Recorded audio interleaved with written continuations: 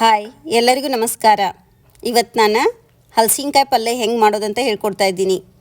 ಈ ಹಲಸಿನಕಾಯಿ ಈ ಎಲುಬಿಗೆ ಮತ್ತು ಹಾರ್ಟಿಗೆ ತುಂಬಾ ಒಳ್ಳೆಯದು. ಈ ನಾವು ಸೀಸನ್ ವೈಸ್ ಸಿಗೋ ಪಲ್ಯಗಳನ್ನ ಯೂಸ್ ಮಾಡ್ಕೊಂಡೆ ನಾವು ಪಲ್ಯನ ಮಾಡ್ಬೋದು. ಈ ಹಲಸಿನಕಾಯಿ ಈ ಚಳಿಗಾಲ ದಿನಕ್ಕೆ ಎಳೆದಿರತ್ತೆ, ಒಂದು ಸಲ ಯೂಸ್ ಮಾಡಿ ನೋಡಿ. ಹಲಸಿನಕಾಯಿ ಪಲ್ಯ ಮಾಡೋಕ್ಕೆ ನಾನು ಒಂದು ಚಿಕ್ಕದು ಎಳೆದಿರಬೇಕು ಹಲಸಿನಕಾಯಿ. ನೋಡಿ, ಇದು ಹಾಲು ಇರುತ್ತೆ ಅಂಥೇಳಿ ಮತ್ತು ಕೈಗೆ ಅಂಟಂಟಾಗತ್ತೆ ಅಂಥೇಳಿ ಸ್ವಲ್ಪ ಎಣ್ಣೆ ತೊಗೊಂಡು ನಾವು ಕತ್ತರಿಸುವ ಚಾಕುಗೆ ಮತ್ತು ಕೈಗೆ ಸ್ವಲ್ಪ ನಾವು ಎಣ್ಣೆನ ಹಚ್ಕೊಳ್ಬೇಕು. ನೋಡಿ, ಇದನ್ನು ಕಟ್ ಮಾಡೋದು ತುಂಬಾ ಕಷ್ಟ. ನೋಡಿ, ಹಾಲು ಬೀಳತ್ತೆ. ನೋಡಿ, ಇದರೊಳಗಿನ ಹಾಲಿನ ಅಂಶ ಕೈಗೆ ಹತ್ಬಾರ್ದು ಅಂಥೇಳಿ ನಾನು ಕಟ್ ಮಾಡಿದ ಮೇಲೆ ತೋರಿಸ್ತೀನಿ. ನೋಡಿ, ಕೈಯೆಲ್ಲ ಕಪ್ಪಗಾಗಿದೆ.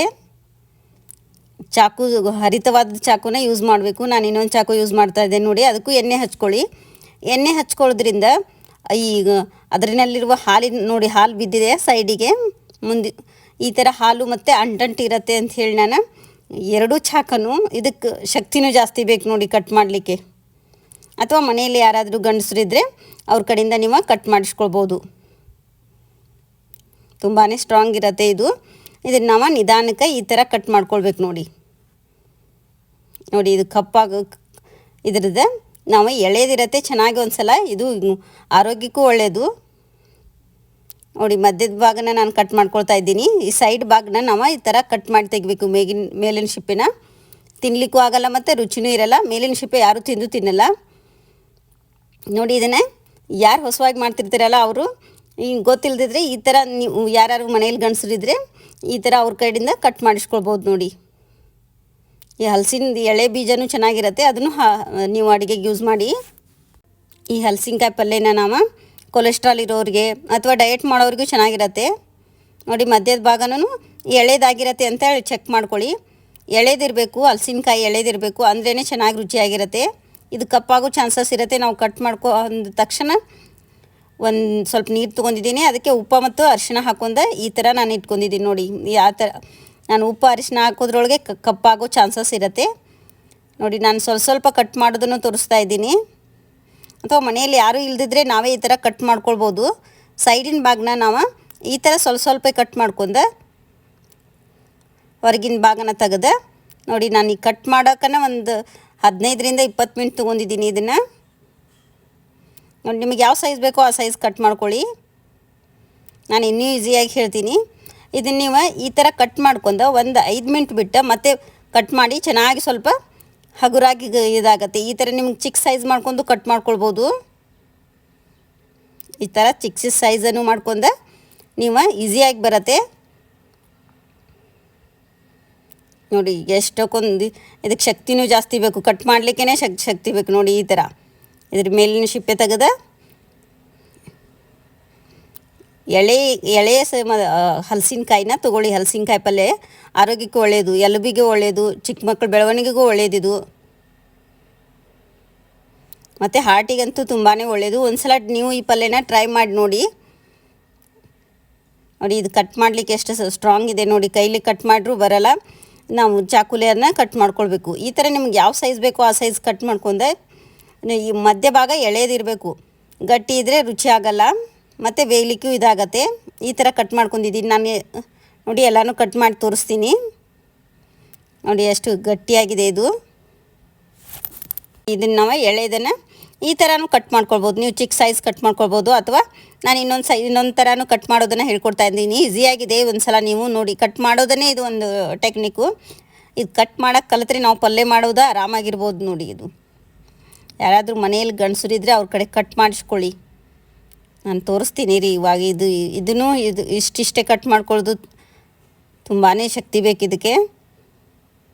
ನೋಡಿ, ನಾನು ಈಗ ಸೈಜ್ ಯಾವ್ದು ಬೇಕು ಅದನ್ನು ನಿಮ್ಗೆ ಹೇಳ್ತಾ ಇದ್ದೀನಿ.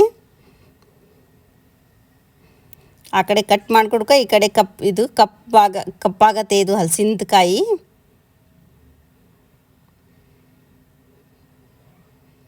ಅಥವಾ ಮನೇಲಿ ಕೊಯ್ತಾ ಅಥವಾ ಅದು ಇದ್ರೇ ಅದರಲ್ಲೇ ಕಟ್ ಮಾಡ್ಕೊಳ್ಬೋದು. ಚಿಕ್ಕ ಚಾಕು ಬದಲಿ ದೊಡ್ಡ ಕೊಯ್ತಾ ಇದ್ರೇ ಚೆನ್ನಾಗಿರತ್ತೆ. ನೋಡಿ, ಇದು ದೊಡ್ಡ ಸೈಜನ್ನು ಕಟ್ ಮಾಡ್ಕೊಳ್ಬೋದು, ಬೇಗ ಆಗತ್ತೆ. ಚಿಕ್ಕ ಸೈಜು ಸ್ವಲ್ಪ ಟೈಮ್ ಹಿಡಿಯುತ್ತೆ. ಒಂದೊಂದು ಮಾಡಬೇಕಾದ್ರೆ ಲೇಟ್ ಆಗುತ್ತೆ. ಈ ಥರ ದೊಡ್ಡ ಸೈಜನ್ನು ನೀವು ಕಟ್ ಮಾಡ್ಕೊಳ್ಬೋದು. ನೋಡಿ, ನಾನು ಈಗ ಸೈಡ್ ಇದೆಲ್ಲ ತೆಗೆದ ನೋಡಿ ಎಷ್ಟು ಸ್ಟ್ರಾಂಗ್ ಇದೆ. ಇದು ತೆಗಿಲಿಕ್ಕೂ ಬರಲ್ಲ, ಆ ಥರ ಇರತ್ತೆ. ಕಟ್ ಮಾಡೋದೇ ಒಂದು ಚಾಲೆಂಜು.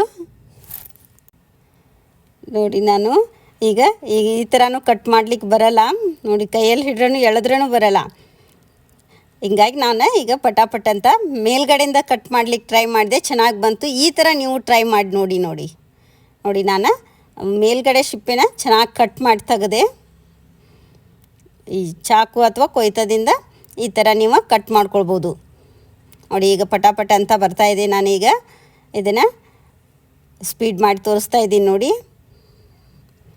ಈ ಪಲ್ಯ ಚೆನ್ನಾಗಿರೋ ಸೈಡ್ ಡಿಶ್ ಆಗಿ ಯೂಸ್ ಮಾಡ್ಬೋದು. ರೊಟ್ಟಿ, ಚಪಾತಿ, ಅನ್ನಕ್ಕೆ ಮತ್ತು ಅಕ್ಕಿ ರೊಟ್ಟಿ ಕಾಂಬಿನೇಷನ್ ಚೆನ್ನಾಗಿದೆ. ಜೋಳದ ರೊಟ್ಟಿಗೆ ಇದಕ್ಕೆಲ್ಲ ನಾವು ಯೂಸ್ ಮಾಡ್ಕೊಳ್ಬೋದು. ಈ ಥರ ನೀವು ದೊಡ್ಡ ಭಾಗ ಇದ್ದರೆ ಈ ಥರ ಹೊರಗಡೆ ಎಲ್ಲ ಕ್ಲೀನ್ ಮಾಡ್ಕೊಂಡು ಈ ಥರ ನಾವು ನಮ್ಗೆ ಯಾವ್ದು ಬೇಕೋ ಆ ಸೈಜನ್ನು ಕಟ್ ಮಾಡ್ಕೊಳ್ಬೋದು.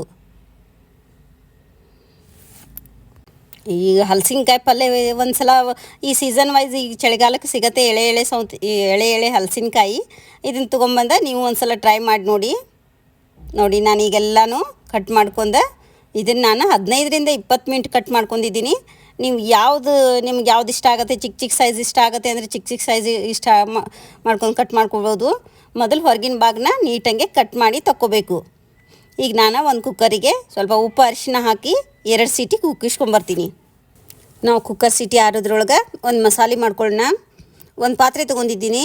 ಇದಕ್ಕೆ ಸ್ವಲ್ಪ ಹಸಿ ಕೊಬ್ಬರಿ, ನಿಮ್ಗೆ ಆಪ್ಷನಲ್ಲು ಒಣ ಕೊಬ್ಬರಿ ಇದ್ದರೆ ಒಣ ಕೊಬ್ಬರಿ ತೊಗೊಳ್ಳಿ. ಹಸಿ ಕೊಬ್ಬರಿ ಇನ್ನೂ ರುಚಿಯಾಗಿರುತ್ತೆ ಅಂಥೇಳಿ ನಾನು ಹಸಿ ಕೊಬ್ಬರಿ ತೊಗೊಂಡಿದ್ದೀನಿ.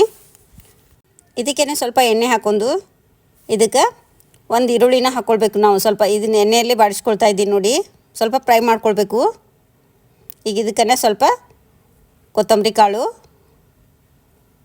ನಾನು ಈಗ ಒಂದು ಅರ್ಧ kg ಏನೇ ಇದೆ ಅದು ಹಲಸಿನಕಾಯಿ, ಅದಕ್ಕೆ ನಾನು ಅರ್ಧ ಸ್ಪೂನ್ ಕೊತ್ತಂಬರಿ ಕಾಳು, ಅರ್ಧ ಸ್ಪೂನ್ ಜೀರಿಗೆ ಮತ್ತು ಒಂದು ಈರುಳ್ಳಿ ಮತ್ತು ಹಸಿ ಶುಂಠಿ, ಸ್ವಲ್ಪ ಒಂದು ಜವಾರಿ ಬೆಳ್ಳುಳ್ಳಿ ತೊಗೊಂಡಿದ್ದೀನಿ. ಇದು ಸ್ವಲ್ಪ ಹಸಿ ವಾಸನೆ ಹೋಗೋವರೆಗೂ ನಾವು ಇದನ್ನು ಫ್ರೈ ಮಾಡ್ಕೊಳ್ಬೇಕು. 1-2ರಿಂದ 3 ಮಿನಿಟ್ ಫ್ರೈ ಮಾಡಿದರೆ ಚೆನ್ನಾಗಿ ಫ್ರೈ ಆಗುತ್ತೆ. ನಾವು ಕಲರ್ ಸ್ವಲ್ಪ ಚೇಂಜ್ ಆದರೆ ಸಾಕು ನೋಡಿ. ಈ ಥರ ಸ್ವಲ್ಪ ಕಲರ್ ಚೇಂಜ್ ಆದಮೇಲೆ ಒಂದು ಟೊಮೆಟೊ ಹಾಕ್ಕೊಂಡಿದ್ದೀನಿ ಹುಳಿಗೆ. ಒಂದು ದೊಡ್ಡ ಟೊಮೆಟೊ, ಚಿಕ್ಕದಿದ್ದರೆ 2 ಹಾಕ್ಕೊಳ್ಳಿ ಅಥವಾ ಹುಣಸೆ ಹಣ್ಣನ್ನು ಹಾಕೋಬೋದು. ಆದರೆ ಟೊಮೆಟೊ ಹಾಕಿದರೆ ರುಚಿ ಇರುತ್ತೆ, ಚೆನ್ನಾಗಿರುತ್ತೆ.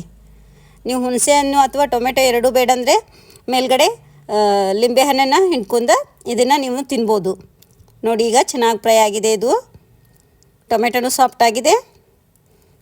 ಮತ್ತು ಇದಕ್ಕೆ ಸ್ವಲ್ಪ 1 ಸ್ಪೂನ ಎಳ್ಳು ಹಾಕ್ಕೊಂಡಿದ್ದೀನಿ, ಬಿಳಿ ಎಳ್ಳು. ಇದಿಷ್ಟು ಮಸಾಲೆನ ನಾವು 1-2ರಿಂದ 3 ಮಿನಿಟ್ ನಾವು ಫ್ರೈ ಮಾಡ್ಕೊಂಡ್ರೆ ಸಾಕು. ಕಲರು ಚೇಂಜ್ ಆಗುತ್ತೆ ಮತ್ತು ಹಸಿ ವಾಸನೆಯೂ ಹೋಗುತ್ತೆ, ಚೆನ್ನಾಗಿ ಫ್ರೈನೂ ಆಗಿರುತ್ತೆ ನೋಡಿ. ಈಗ ಫ್ರೈ ಆಗಿದೆ ಇದು ನೋಡಿ, ಕಲರ್ ಚೇಂಜ್ ಆಗಿದೆ ಮತ್ತು ಟೊಮೆಟೊನೂ ಚೆನ್ನಾಗಿ ಫ್ರೈ ಆಗಿದೆ. ಈಗ ಇದನ್ನು ನಾವು ಸ್ವಲ್ಪ ಆರ್ಲಿಕ್ಕೆ ಇಡೋಣ ನೋಡಿ. ಈಗ ಕುಕ್ಕರ್ ವಿಸಲನ್ನು ಆರಿದೆ ಮತ್ತು ಈ ಹಲಸಿನಕಾಯಿ ಚೆನ್ನಾಗಿ ಬೆಂದಿರಬೇಕು. 2 ಸೀಟಿ ಆದರೆ ಚೆನ್ನಾಗಿ ಬೆಂದಿರುತ್ತೆ ನೋಡಿ. ಈ ಥರ ಸಾಫ್ಟ್ ಆಗಿರಬೇಕು. ಈಗಿದ ಹಲಸಿನಕಾಯಿ ರೆಡಿಯಾಗಿದೆ. ಈಗ ನಾವು ಇದನ್ನು ಒಗ್ಗರಣೆ ಕೊಡೋಣ ನೋಡಿ. ಚೆನ್ನಾಗಿ ಈ ಥರ ಸಾಫ್ಟ್ ಆಗಿರಬೇಕು. ನೀರು ನಾವು ಸ್ವಲ್ಪ ಬಸದಿಟ್ಕೊಳ್ಬೇಕು. ಇದಷ್ಟೇ, ನಾವು ಹಲಸಿನಕಾಯಿ ಅಷ್ಟೇ. ಸ್ವಲ್ಪ ನೀರನ್ನು ಮೇಲ್ಗಡೆ ನಾವು ಒಂದು ಸ್ವಲ್ಪ ಕಮ್ಮಿ ಆದರೆ ಹಾಕ್ಕೊಳ್ಬೋದು ಇದನ್ನ ನೀರನ್ನು. ಈಗ ನಾನು ಮಸಾಲೆನೂ ಆರಿದೆ. ಇದನ್ನು ಸ್ವಲ್ಪ ಉಗುರು ಬೆಚ್ಚಗೆ ಇರ್ತಾನೆ ನಾನು ಹಾಕ್ಕೊಂಡಿದ್ದೀನಿ. ಆರಿಸಿ ಹಾಕ್ಕೊಳ್ಳಿ, ಇಲ್ಲದಿದ್ದರೆ ಮಿಕ್ಸಿಯಲ್ಲಿ ಹೊರಗಡೆ ಬರೋ ಚಾನ್ಸಸ್ ಇರುತ್ತೆ. ನಾನು ಸ್ವಲ್ಪ ಹಾಕ್ಕೊಂಡೆ ನೋಡಿ ತೋರಿಸ್ತಾ ಇದ್ದೀನಿ. ಈ ಥರ ನಾವು ನೈಸಂಗೆ ರುಬ್ಕೊಂಬರ್ಬೇಕು. ನಾನು ಈಗೆಲ್ಲ ಮಸಾಲೆನ ರುಬ್ಕೊಂಬಂದಿದ್ದೀನಿ ನೋಡಿ. ಈ ಥರ ಇದಿಷ್ಟು ಮಸಾಲೆ ಆದರೆ ರುಚಿಯಾದ ಹಲಸಿನಕಾಯಿ ಪಲ್ಯ ರೆಡಿ ಆಗುತ್ತೆ ನೋಡಿ. ಒಗ್ಗರಣೆ ಕೊಡೋಣ. ನಾವೀಗ ಒಂದು ಪಾತ್ರೆ ತೊಗೊಂಡಿದ್ದೀನಿ. ಅದಕ್ಕೇ 2ರಿಂದ 3 ಸ್ಪೂನು ಎಣ್ಣೆ ಹಾಕ್ಕೊಳ್ಬೇಕು. ಇದಕ್ಕೇ ನಾನು ಪಲಾವ್ ಎಲೆ ಹಾಕ್ಕೊಂಡಿದ್ದೀನಿ, ಒಂದು ಸ್ವಲ್ಪ ಜೀರಿಗೆ ಮತ್ತು ಚಕ್ಕೆ, ಲವಂಗ 2 ಲವಂಗ, ಒಂದು ಸ್ವಲ್ಪ ಚಕ್ಕೆ ಮತ್ತು ಮರಾಠಿ ಮೊಗ್ಗನ್ನು ಹಾಕ್ಕೊಂಡು ಇದಕ್ಕೆ ಒಂದು ಈರುಳ್ಳಿ ಚಿಕ್ಕದಾಗಿ ಕಟ್ ಮಾಡ್ಕೊಂಡು ಹಾಕ್ಕೊಳ್ತಾ ಇದ್ದೀನಿ. ನಾನು ಅರ್ಧ ಈರುಳ್ಳಿ ಮಸಾಲೆಗೆ ತೊಗೊಂಡಿದ್ದೆ ಮತ್ತು ಈಗ ಒಂದು ಈರುಳ್ಳಿನ ಚಿಕ್ಕದಾಗಿ ಕಟ್ ಮಾಡ್ಕೊಂಡು ಹಾಕ್ಕೊಳ್ಬೇಕು ನೋಡಿ. ಸ್ವಲ್ಪ ಹಸಿ ವಾಸನೆ ಹೋಗೋವರೆಗೂ ನಾವು ಇದನ್ನು 1-2 ಮಿನಿಟ್ ಮಧ್ಯಮ ಉರಿ ಇಟ್ಕೊಂಡು ಫ್ರೈ ಮಾಡ್ಕೋಬೇಕು. ನೋಡಿ ಈಗ ಫ್ರೈ ಆಗಿದೆ. ಈಗ ಇದೇ ನಾವು ಫ್ರೈ ಆದದ್ದಕ್ಕೆ ನಾವು ಹಲಸಿನಕಾಯಿನ ಬೇಯಿಸಿದಂಥ ಹಲಸಿನಕಾಯಿನ ಹಾಕ್ಕೊಳ್ಬೇಕು. ಹಾಕಿ ಎಣ್ಣೆಯಲ್ಲಿ 2-3 ಮಿನಿಟ್ ನಾವು ಮಧ್ಯಮ ಉರಿ ಇಟ್ಕೊಂಡು ಫ್ರೈ ಮಾಡಬೇಕು. ಈ ಥರ ಫ್ರೈ ಮಾಡೋದ್ರಿಂದ ಈ ಹಲಸಿನಕಾಯಿ ಪಲ್ಯ ರುಚಿ ಇನ್ನೂ ಹೆಚ್ಚಾಗುತ್ತೆ. ನೋಡಿ ಚೆನ್ನಾಗಿ 2-3 ಮಿನಿಟ್ ನಾವು ಇದನ್ನು ಫ್ರೈ ಮಾಡಬೇಕು. ಈ ಥರ ಫ್ರೈ ಮಾಡೋದ್ರಿಂದ ಇದು ರುಚಿ ಚೆನ್ನಾಗಿರತ್ತೆ ನೋಡಿ. ಸ್ವಲ್ಪ ಎಣ್ಣೆನೂ ಹಿಡ್ಕೊಳ್ಳುತ್ತೆ ಮತ್ತು ಎಣ್ಣೆ ಒಳಗೆ ಫ್ರೈ ಆದಮೇಲೆ ಇದ್ರ ರುಚಿನೂ ಚೆನ್ನಾಗಿರತ್ತೆ. ಫ್ರೈ ಆಗಿದೆ ಈಗ ಇದಕ್ಕೆ ನಾವು ಮಸಾಲೆಗಳನ್ನ ಹಾಕೋಣ.